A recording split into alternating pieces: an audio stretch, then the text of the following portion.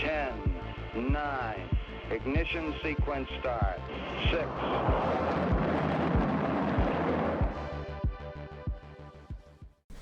Hello and welcome to Rocket Fuel, your daily update of everything that's happening in the Rocket Pool community. My name is Wack. Today is July 4th. Happy Independence Day if you're in the US. And we have a jam-packed episode for you all today. So let's jump right into it. So this morning, Jasper made a comment in trading here saying it seems like crypto Twitter realized the Guardian address exists. Now, what is the Guardian address? This is an address that is controlled by the Rocket Pool team, and it basically is involved in running certain parameters and certain controls for the protocol. It's a way of acting as a check on the PDAO's powers and the ODAO's powers, and there are a few things in there that it controls, like the inflation and things like that. Now, this has been active area of discussion for a very long time in the community. People like Noshwa have been talking about it for over a year. This is a known thing, and as we're going to see later, the team were already working on fixing this issue before we even before any of this stuff happened. So let's keep that in mind. If you want to learn more about what the Guardian actually does, then pop into trading, and one of our GigaBrain rocket scientists will definitely give you a full outline of the information of their tasks, of the roles, the capabilities, I think is the best word, of the Guardian chip. So let's move on and see what actually happened. So this is where it all started here with this. Let me just change the screen. This is where it started with Dimitri, who works for Lido as the community staking lead. And he said, during the deep dive into the Rocket Pool contracts, Lido Finance community staking team discovered an astonishing fact. The Rocket Pool team owns a EOA. I think that's an object something address. I'm not sure exactly what that stands for, but it's basically a regular wallet, not like a safe or anything like that. It's just a wallet that's owned by one person, and it says that can change any parameters and any method on the PDAO contracts. It goes on to say that's not how permissionless protocols should operate. If you look at the Lido Finance contracts, you'll see that they're fully controlled by the Lido DAO over the on-chain Aragon voting. In the Rocket storage, there's a parameter called Guardian, and then there's a link to the address for that. In the Rocket Pool contracts, there is an access modificator, only Guardian, and then there's a link to the GitHub for that. This is Guardian called the following low-level setter methods. There's a GitHub links. At the moment of writing, Bootstrap mode is enabled for the PDAO, and then there's a link, and disabled for the ODAO. So the ODAO disabling happened last year. And, the PDAO disabling is an ongoing process and something that people are working on quite actively, that we'll talk about in a bit. It says a complete list of the parameters can be changed by the Guardian can be found at these contracts, and there's a link to GitHub. It says Bootstrap mode is enabled for the PDAO since Rocket Pool PDAO members haven't made a final decision about on-chain members. And then there's a link to the snapshot vote there.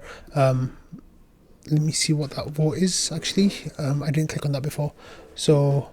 about the charter, right? So this is what we're voting on right now, and actually, I'll talk about that in a bit. And it says, hope that soon the Bootstrap mode will be disabled for Rocket Pool PDAO, and Guardian address will no longer have permissions over the protocol parameters. PS Guardian can also change mini pool max penalty rate without any additional conditions.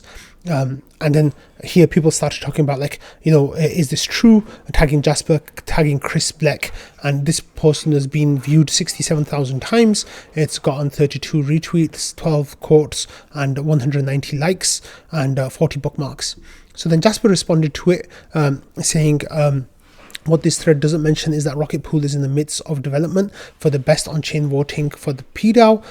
At launch, the PDAO was not tested. However, this has changed, and the Saturn upgrade is all about patching the decentralization holes. And then Jasper goes on to say, additionally, the max PDAO / penalty is not enacted by the PDAO, it is done by the ODAO. So this setting is actually protecting users and can't be used maliciously. Huge shout out to Kane Wallman for designing our on-chain voting. And then Jasper goes on to say, when Rocket Pool launched, it made some trade-offs to be permissionless. The ODAO, no on-chain PDAO voting, but these trade-offs built an incredible community that has brought more security to Ethereum than anybody else, as we saw with yesterday's 3,000 nodes. Soon it'll be 100% decentralized instead of 95% decentralized. So of course, we all want to be 100% decentralized. That is the goal of Rocket Pool. Truthfully, frankly, we are not there yet. Like Jasper says, instead of 95%, but the not there yet part is still better than any other staking service out there at the moment by heads and shoulders, right? And I think that piece kind of gets lost in this like focus on these gotcha kind of focuses. So I replied to Jasper by saying, here we go again with a brand new quote unquote discoveries of Rocket Pool being super malicious again. And I was saying again because of the fact that there's been a lot of FUD spread about by a specific person who has criticized the ODAO, the powers of the ODAOs quite a bunch of times. And I said not a single word of how the community has been working for over a year on fixing this and the progress we're making. Once we fix this, they'll rush to take credit as always. And that comment was specifically pointed towards the person who I kind of alluded to just now. Because they recently saw that we're voting on the RPIPs that are going through at the moment, and was kind of taking credit for that, saying like, I brought this to the light and now it's being fixed, kind of thing. I shouldn't talk about that person too much because I will want to swear, and that is not good. And Jasper says, seriously, this has been analyzed and dissected for years. And then Maso said, Lido going after Rocket Pool for not being decentralized enough is legit hilarious. This is a win for Rocket Pool though. So then here's Chris Black, that might or might not be the person I was just referring to, and of course he jumped all over this. So he says Rocket Pool is full of centralization issues. Most rETH holders have no idea. The PDAO is not a DAO. The name is straight up a lie.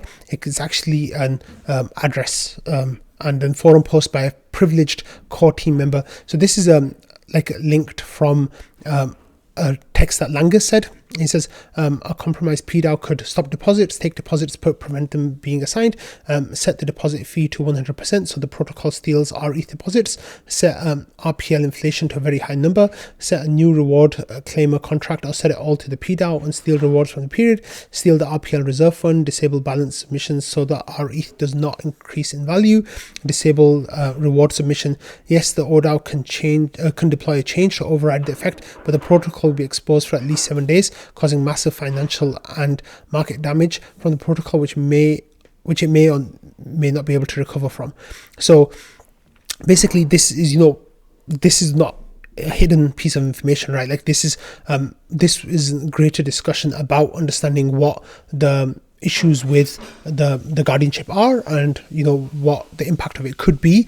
That is not to say that this is going to happen today or tomorrow. Like that isn't reassuring because you shouldn't put your trust into one person or one entity. However, we are actively working on fixing this. Like that is the key piece of information that I keep bringing back.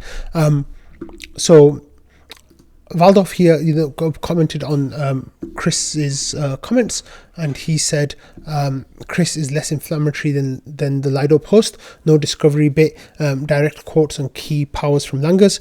I'd quibble about the PDAO being just the execution component. Flaming mostly reasonable comments just sounds like zealots and increases engagement. Too, by the way. So of course, we don't want to drive engagement to people who are acting in bad faith. And that's what I think the situation is here. That's my opinion. It might not be the case, but that's the feeling that I've gotten over and over again, is that some of these people are acting in bad faith. They are trying to get gotcha moments for Rocket Pool, and not just Rocket Pool, other protocols too, like Aave and a whole bunch of others. And sometimes that's fine, because some of these protocols are bad, right? And sometimes it's just kind of presenting the information in a way that is deliberately like clickbaity or kind of like rage inducing or some kind of like trying to get some kind of emotional response. And that's the issue. That's the thing that I have an issue with, because time and time again, we tell these people that this is what we're trying to do. This is, what we've done so far. This is when we learned about the issue, but they kind of ignore all those parts just to focus on, specific pieces of information that we've kind of explained to them already. But no, then that gets blown out of proportion and gets like, pointed out over and over again, and like all of us maligned with that information. Okay, that was a bit of a rant from my part, but yeah, like the problem is that this whole like mindset is really sad. That, you know, people, instead of trying to build together, they like try to rip each other down. And I get it from Lido, like they're starting to see as a competitor now, right? Like when after Atlas and Shanghai, like when you talk about liquid staking, there's three things that you talk about. You talk about Lido, of course, they're the biggest, they're the most liquid. You talk about Coinbase, they're huge as well. You know, the CBETH, and then you talk about rETH, and you know, we're small. We're like, I think 9 times smaller than Lido, but we're punching well above our weight, and we're doing amazing things, and that is kind of seen as a threat now, I think. And this is the first time that anyone from the Lido side has ever come out and like done a direct attack of sorts, which I think is really interesting. But that I'll follow this story more in the days to come, but it's definitely like really wound me up the wrong way today, let's just say. But one interesting thing that happened was this article in Cointelegraph was released this afternoon, 5 hours ago, saying Lido Rocket Pool team members argue over decentralization. So I'll tell you. So here it says, you know, a team member from Lido has accused competitor Rocket Pool of being too centralized in July 4th social media post. Both Lido and Rocket Pool are liquid staking protocols that allow users to delegate their cryptocurrency to validators and receive derivative tokens in exchange. According to the post from Lido's community staking lead, Dmitry Gusakov, the Rocket Pool contracts are controlled by the Rocket Pool team, allowing the team to change any parameters and call any method. This means that Rocket Pool developers can increase the inflation rate to an arbitrary large percentage or increase fees up to 100%. So the really interesting thing here is I got quoted a couple of times, and so did Jasper. So there's here a quote from me. Rocket Pool Grants Management Committee member Wack responded to the accusation, stating the vulnerability was already known to the team. It's not really a vulnerability, it's just the setting that it is, and will be fixed in the future, which will be fixed in the next update that we're going to talk about in a bit. And Wack accused the Lido team of trying to take credit for discovering an issue that was already known. That wasn't, like, I guess my passive aggressiveness was showing a little bit there because it wasn't that clear, but that was more about Chris Black than about the Lido team specifically in that instance. And then there's a whole bunch of information in here explaining, trying to explain what was going on. And then over here as well, like, Jasper got some good mentions as well, like, and then a comment agreeing with Jasper, Wack claimed that the Rocket Pool community has been working for over a year on fixing this and predicted that Lido team would rush to take credit like always. That was about Chris Black as well, once the problem is fixed. So go and give this article a read, dig into the Discord threads that I've linked, because there's some really, really good discussion there. And, there's an open acknowledgement that the guardianship is a problem and that it's something that needs to be fixed. However, it's being fixed. So this isn't something that people have gone to sleep on. So let's talk about a little bit about how it's being fixed. So in the bi-weekly update today, that was released overnight, 18 hours ago from recording. One of the things that I wanted to point out here was that in this R&D section, it says PDAO on-chain voting design continues, settings and treasury. So what does this mean? This means that the team are actively working on changing the way the PDAO votes on chain, and then coming up with a new system from scratch. And that what is going to happen here is the treasury and the settings are going to be changed with regards to the guardianship. So that in itself right there is, even before this stuff came out, like, we were already like, this is literally happening right now. Like, this is being fixed right now. Something interesting came out of that actually. So Jasper here says that the Rocket Pool team is designing our own, going back to his tweet, he says, what this thread doesn't mention is that Rocket Pool is in the midst of developing for the best on-chain voting for the PDAO. At launch, the PDAO was not tested. However, this has changed, and Saturn upgrade is all about patching the decentralization holes. And then Jasper explains that a little bit more. He says the Rocket Pool team is designing our own bespoke on-chain voting system instead of using Aragon, which is a voting system on-chain. He says this lowers third-party dependencies and gives us flexibility to keep using quadratic voting for RPL stake. No DAO can compare, especially not one run run by a handful of VCs, and that's of course alluding to Lido. And then here was a really interesting comment by Marceau. He says, wait, what? How on earth is spending the only smart contract dev that Rocket Pool has on rebuilding a governance tool that already exists, works with the right idea, as opposed to scaling the protocol? So I think what Marceau is trying to say here is that, like these guys are pointing out an issue that's not really an issue, and we've all known about the guardianship, but there's other issues that Rocket Pool should be addressing right now instead of making a new voting system. And then in trading, we got this comment from Val. He says, Jasper posted Marceau's tweet and says, fair question, to be honest, I don't know the answer. And Val said, we do need solutions to the PDAO Guardian. It's too powerful and it is too centralized. I don't think there's more important stuff. Self-quote from the roadmap talk. So here, like it was mentioned as a critical roadmap item, saying minimize the need for ODAO trust, guardrails and settings, trustless Oracle submissions, etc. It says minimize the need for the PDAO Guardian trust, multi-sig, guardrails and settings, fully on-chain, penalty rework. So this was literally like highlighted as some of the critical work that was needed to be done. On the roadmap. So Val was quoting himself in when the team was asking for suggestions on like what the roadmap items should be. So this is kind of like where that is coming from, and what the ideas behind that are. So I think this is going to be a huge issue. This has been an issue, a significant issue, and it's one that the community and the team have been working on actively, and maybe it's been slower than certain people in the community have wanted, definitely. However, it's not something that's been ignored and brushed under the carpet. It's there for the community to see. Now, one point that Chris Bleck has that I have to acknowledge is that maybe there's a place for being more transparent about some of these issues, so people know what they're getting into exactly. But I don't think that we can be accused of hiding things. I think what we might be possible to accuse us of is not being transparent enough where we should be. So that is one of those areas where maybe we can make some changes going forward, But the thing with Chris Bleck is there's an element of truth to some of his things, but the way he presents his information is just anyway, forget that. Let's move on. There's so much news today. Okay, so we'll come back to the bi-weekly as well after this next piece here. So today was really bad.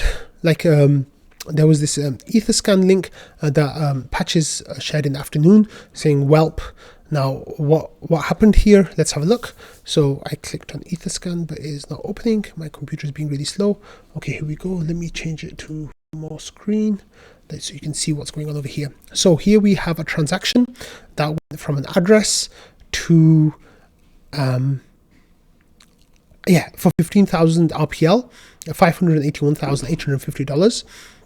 That went from this address, and it says here to Rocket Pool RPL token. Now, what happened here? What happened here was that this person was trying to send RPL from one wallet to, I presume, another wallet, and instead of sending it to a wallet, they sent it to the contract address. Now, why is this a problem? This is a problem because the contract addresses are immutable. There's no way to edit them. There's no way to change them. And once you send anything into that address, you can't get it back. There's no way to get access to that contract. There's no one that has any ways of withdrawing what's in that contract. Once something goes into that contract, it's never coming back out. So that 15,000 RPL, for all intents and purposes, is now gone. There's no way to get that back. Now, people were just feeling bad for the person, saying, "Oh, that's horrible. That's really sad." And then a little while later, we got this message from Rocketluke, who is one of the whales in the Rocket Pool community. And he's not too active at the moment, recently, because he's starting a business of his own. or working on like expanding his business, but he was previously quite active, and he says, guys, I effed up. I really effing effed up. Now, what happened is he shared the Etherscan transaction. It says, I sent 15,000 RPL to the RPL contract by a huge mistake. And Ramana said, we've been discussing it in trading. Really sorry for you. And then Apex Theory said, really sorry for your loss. That's a rough day. The community is here for you. Was it a copy paste error? We're validating the token contract address. And Luke says, I don't know what to do. Is there any way that we could revert this? We checked Etherscan and we're not the only one. There are a few hundred has gone the same way. I effed up. Holy shit. And Patches says the most important thing to do is stay calm. And Luke says, after 7 years in crypto, how the hell did this just happen? I'm literally about to cry. It was just really sad reading this, right? Like, it's just, it's really bad when one of our community members is hurting. And I'm really sorry that this happened to Luke. Luke is a really cool guy. I've had a lot of conversations with Luke. He's a really, really cool person, and I really like him and as a person. And it's such a shame that this happened to anyone. I know that this happened to Astanita as well. Astanita says here, look, oh man, I did the same thing several months ago. I'm so sorry for what happened, and you'll be all right. Right, it'll be all right. And Astanita, I think, sent like 600 or 700 RPL to the contract as well. And Luke, was just explaining what happened, and it's just a really sad situation. So, I thought to go out to Luke. 15,000 RPL, $600,000 basically is a big chunk of money, and that is really sad that happened. Okay, so we got a little bit of a hint earlier from Jasper's tweet, but here from yesterday, Ken says Saturn is the name of the next Rocket Pool release. So the next, the previous one, of course, was called Atlas. The one before that was called Redstone. So the Rocket Pool upgrades have been named after, rockets, famous rockets that were spacefaring in the 50s and 60s. And then the one after Atlas was the Saturn series of rockets. I was hoping that they'd call it Little Joe, but I guess that didn't work out, because that was technically the next rocket, I think, after Atlas. But here we've got Saturn. That's the name of the next release. And in yesterday's Twitter space, Langers was talking about how we might get a 1-2 punch of updates, where we'll get an update and then after the next Ethereum update, we might get another update not long after that. And there might be a quick couple of updates in quick succession, but we'll find out more about that in the weeks and months to come. But yeah, it's nice that the next upgrade is something getting more and more real every day, and can share the information that Saturn will be the name of the next update, which is really cool. Okay, talking about PDAO governance, here Langers had this a protocol message saying, hey everyone, we've got 3 excited votes up for the PDAO governance. It's been a long time in the making, and we're delighted to have them in motion. The vote.rocketpool.net website has those. The votes address community concerns and are the outcome of weeks of engagement with the PDAO and ODAO. Massive shout out to Valdorf, double shout out to Valdorf from me as well, for spearheading the drafting, coordination and rallying for these votes. His dedication and perseverance has been truly commendable. The votes are interlinked as they rely on each other, like we talked about yesterday. If any of the 3 fail, all of them will be considered failed, and none will take effect. So the first one is the PDAO Charter. This establishes a PDAO Charter that defines the purpose and core values. The ODAO Charter, again, core values and purpose and how it works and responsibilities. And it says officially, RPIP 24 will be voted on by the ODAO using on-chain mechanisms separate from Snapshot. The Snapshot vote is used by the PDAO to signal their support. And then the next one, we have the inflation and PDAO budget allocation. It says this includes updates to RPL inflation allocation and revisions to PDAO budget management. Please review the complete vote and RPIP for comprehensive understandings. But in summary, the proposed change involves redirecting inflation from the ODAO to the PDAO, and then review and have your say. So let's review and have a look and see where we stand with these votes right now. I should have opened this beforehand. I'm sorry about that. So we have the first one, which is the PDAO Charter, RPIP 23, and this one has 5,000 votes in favor and 10 votes are abstaining. So it's a 99.8% in favor of this, and we are 600 votes away from quorum. And then Waldorf voted in favor of this with 567 votes, saying defines PDAO, its purpose and top guiding values, thumbs up. And then the same votes as yesterday. That was the biggest new vote, was Waldorf's there.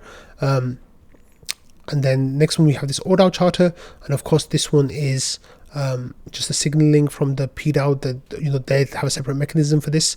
And here it says that we've got 4,600 voting in favor, 152 abstaining, and 44 voting against, and that is going to hit quorum, but of course quorum doesn't matter in this purpose.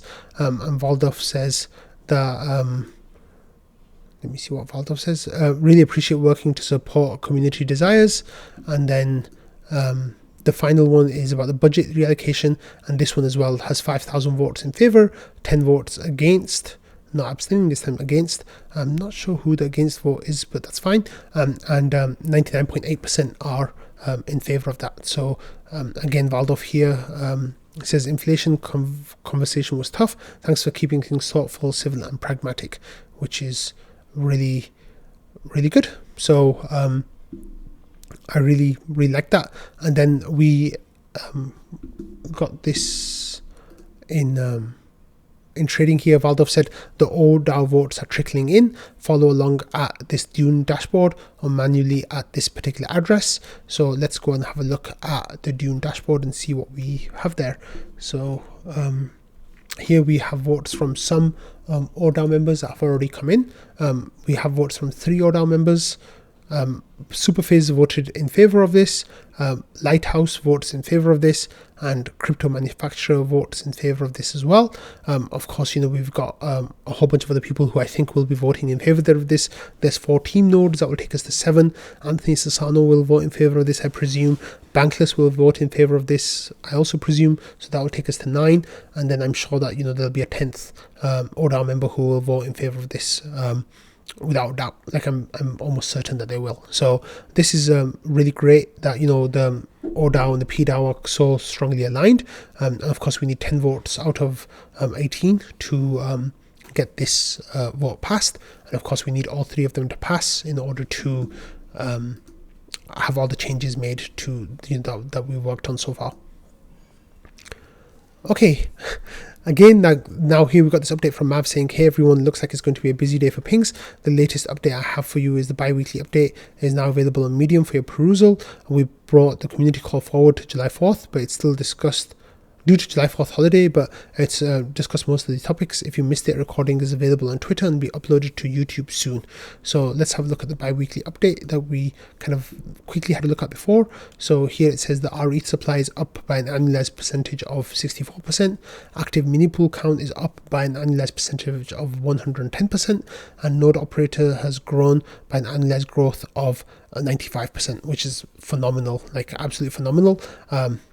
And that will take us to 6,000 node operators by this time next year, which I think is a bit optimistic, but that's really cool. It says Smartnode version 1.9.7 was released. We also had version 1.9.8 yesterday, and then patch notes were shared for Nimbus version 23.6.1, Lodestar version 1.9.0, and MEV Boost version 1.6.0. R&D, like the on-chain voting that we talked about, the mega pool design that we've talked about before, has progressed to prototyping stage. The rETH reward tracker prototype data sources is being worked on, and website redesign is ongoing. The only thing I'd like to say is if we could see some of the mock-ups for the redesign, I think that would be really cool, but I guess we don't have that at the moment. And then a GMC update was shared along with call for feedback on past valuations. And then round 3 grant applications opened with bounties and retrospective awards. New template is available for grant renewals. Like my grant renewal, that's up for renewal now. There's a discussion about moving some RPL inflation share to the IMC. That was Jasper's thing that we talked about already. There was discussion around EIP 7002 and its effect on forced mini pool exits and blockers to ossification. The snapshot votes are now live. RPIP 10, 23, 24, 25 cover the PDAO and ODAO constitutions and inflation budgetary changes, integrations.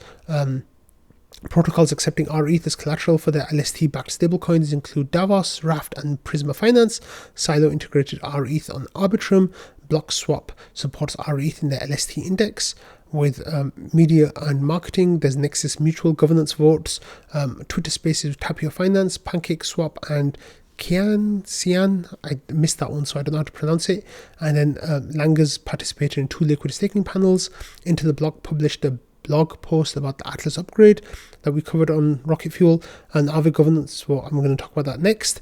And a Grant was announced as Rocket Pool's new ecosystem lead. I'm going to talk about that next as well. So thanks for front running me there, Mav. But that's cool. Okay, let's move on from that. So we already covered that part. Here we go. Okay, so this is an update about. Oh no, is that right? I thought we covered that yesterday. Oh well, here's version 1.9. Oh yeah, this is from yesterday. No, we didn't cover this in yesterday's episode. Okay, so Joe here says that we released version 1.9.8. This is a recommended update for all users as it has all the latest client versions and reduces CPU load when metrics are enabled, especially on the Praetor testnet. Below is a list of the key changes. Full patch notes are on GitHub. And then it says, the updated all the clients, and for Prism users, there's information that you need to read and basically check out these notes. So update to the latest version. There's no port for it this time because Schifrin's grant finished, but I think he'll be applying for a new grant because everyone loved those port apps and people have been asking about them. Okay, next. So there was a whole lot of pings, right? Here, Dave said, hey everyone, once in a blue moon, a very special event occurs. Our dedicated tight-knit team gets a new addition. Today I'd like our very awesome community to extend a warm welcoming hug to Grant, who is joining us as the ecosystem lead to capitalize on the success and ever-growing demand for integrations of the protocol. His role will be to seek out, expand, monitor, engage with all relationships ecosystem-wide to help drive growth and maintain dedicated relationships. He might also help Mav out with the occasional shui. There's been no guarantee of shui yet. Grant has been in the cryptocurrency scene since around 2014, and while he does have an American accent, Australia's already claimed him as one of our own. So everyone make sure you give him a very warm Rocket Pool welcome. Rocket Pool. So that was really nice news that came out, like the official, we covered in yesterday's episode, of course, but it was made official that Grant is the new person who was hired, and I think they've already hit the ground running. So that's really cool that Grant. Yeah, I'm excited to get to know Grant a little bit better, and I think he's going to do some really cool stuff. So the idea is that his title is ecosystem lead, but I think a lot of the work he's going to be doing is kind of like biz dev and engaging with other protocols and kind of building relationships and that kind of stuff. Okay, next is this vote from Aave that is taking place, and it says that this is. Let me actually change the screen. This is a vote on Aave. It says treasury management, acquire wrapped STETH and rETH. So the summary is that this Aave improvement proposal will convert 1,600 ETH to equal amounts of WSTETH and rETH to be held in the Ethereum collector contract. And then the motivation is that we can earn rewards and decentralize Ethereum. And this Mark Zeller talked to me about this on our Rocket Fuel episode. And this has been in the works for a while. But now we've got it on chain, which is the vote is taking place now, which is really cool. So I don't have any Aave voting power, but here we have Aavechan.eth. They have said yes with 236,000 votes, and the quorum is not reached yet. But you need 320,000 votes to reach quorum, which means that we just need 1 or 2 more whales to agree with this, and then they'll this vote will pass, and then they will deposit into Rocket Pool's deposit pool and convert 800 ETH into rETH, which is really, really nice. So I think this is really wonderful. Like it's the final step in the piece of the work that Mark Zeller was doing with Aave into integrating Rocket Pool into their system. Of course, the RPL stuff hasn't been turned on yet because they're still waiting for a Chainlink Oracle, but that has voted and passed as well. So this is all really exciting, and I'm happy that we're getting this. More treasuries are investing in Rocket Pool, and taking the rETH token on board, which is wonderful. Okay, next we have this story here from Made Style, who works for Gravita Protocol, and he says, how do you guys like 100% APR on rETH stables paid out in RPL and GRAI? And then there's a new Mav boosted pool, so let's have a look. Here it says that this is a boosted position. Actually, let me change the screen so you can see more of it. Yeah, it's a boosted position, and the amount of liquidity to deposit in this boosted position, receive LP tokens representing your share in the boosted positions. Additionally, these can be staked to the contract to earn rewards. So right now we have 12 ETH worth of 12.37 rETH and 39,920 GRAI tokens in there, and you can deposit in there and get those boosted yields. So incentives APR are 35.79%, it says over here, so that rate has come down a little bit. But what's really interesting here is, let me show you all that there was a little bit of alpha leak here, I think, where you have to see that. Yeah, okay. It says also this pool is static, so impermanence loss should not be critical. Considering that rewards are paid out in RPL, I'm happy to put some in this one. So you will provide liquidity and get some RPL in return, which is quite nice. So the rewards are pretty decent, and I think as more liquidity gets put into that pool, then those will get diluted. But until then, you might be able to get some money out of it. Of course, Mav just had the airdrop, so you're not going to be getting any airdrop for this most likely, unless you do. Nudge, nudge, wink, wink. But it's a really nice way to get some yield on your rETH, and if you have some GRAI, you can throw it in there too. Okay, and then that's more information from that, so that's cool. Let's have a look over here. So next we have Sleety showing us a sneak preview of his next tweet thread that he does every month. And Sleety does these animated tweet threads that kind of become like a go-to point of knowledge of how Rocket Pool works. So he had this idea of how does rETH increase in value against ETH, and basically there's like a timer on the calendar, and as time goes on, your rETH stays the same, but the amount of ETH that is worth grows more valuable. So over the course of 5 years, it will have a 30% increase in value against ETH. So one rETH will stay the same, but how much rETH you can buy with that will go up by 30%. So that's a really nice visualization. And Sleety, of course, is a wonderful artist, and I absolutely love his work. So I thought I'd share this sneak peek with you all, and you can enjoy his work like I do. Okay, next, to finish the episode today, we have some news about the validator queue, and as you know, this has been a nice topic of conversation for a whole bunch of us, because many people in the Rocket Pool community are stuck in the queue. But what's really nice here is that, well, I don't know if it's nice or not, but from June 2nd, we crossed 90,000 validators waiting in line, and that has stayed above 90,000 every day until today, when it went down below 90,000 to 89,518. So what does this mean? This means that every epoch there are 9 new validators that are coming on. So every 6 minutes there's 288 ETH getting deposited into the deposit pool, and then and the validators exit queue, of course, is pretty much empty, so that is not even worth talking about. But the entry queue is slowly starting to trend downwards, but I think it just takes a couple of whales depositing a good amount of ETH into that, and that won't be an issue anymore.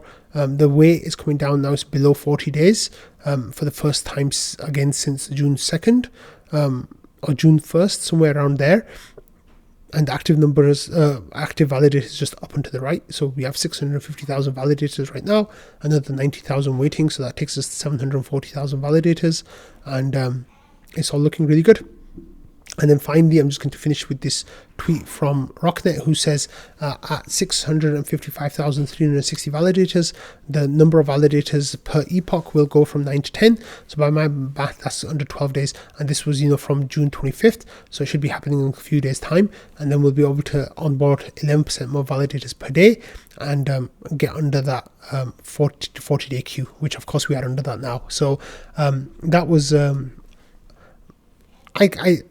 kind of want that number to stay high, but I also want it to come down because it's really impacting the APR of our validators and for our ETH holders. But Ethereum's growth in staking has just been truly phenomenal, and it's amazing. So today has been definitely a drama-packed day, and thank you all for coming to Rocket Fuel for getting your update on what's going on, and I will see you all tomorrow. Bye.